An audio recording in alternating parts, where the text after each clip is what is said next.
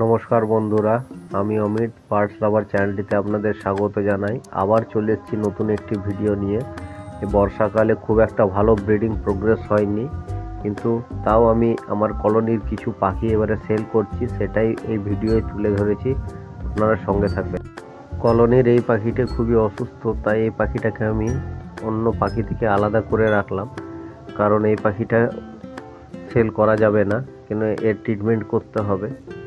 তাই দেখুন, আমি একটি আলাদা ক্যারিং কেজের মধ্যে এদেরকে অন্য খাঁচায় ঢুকিয়ে রেখে দিচ্ছি।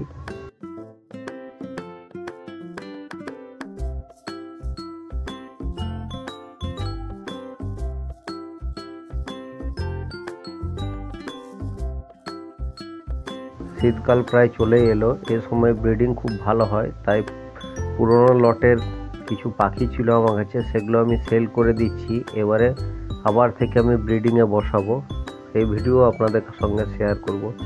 এই দেখুন বন্ধুরা, পাখিগুলো আমি ধরে ফেলেছি, একটি বড় খাঁচার মধ্যে রেখেছি।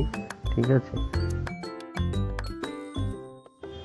দেখুন এই পাখিগুলোর মধ্যে প্রচুর বেবি পাখিও আছে এবং বড় অ্যাডাল্ট পাখিও আছে।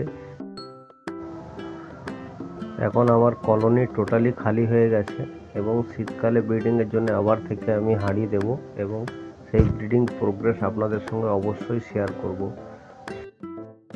বদ্রি পাখির ব্যাপারে আরও নতুন নতুন তথ্য জানতে এবং কলোনির মধ্যে কিভাবে ব্রিডিং করানো হয় সেসব তথ্য জানতে অবশ্যই চ্যানেলটিকে সাবস্ক্রাইব করে নিন এবং ভিডিওগুলোকে লাইক করুন, তাহলে নতুন নতুন ভিডিও আপনাদের কাছে আমি আরও আনতে পারবো।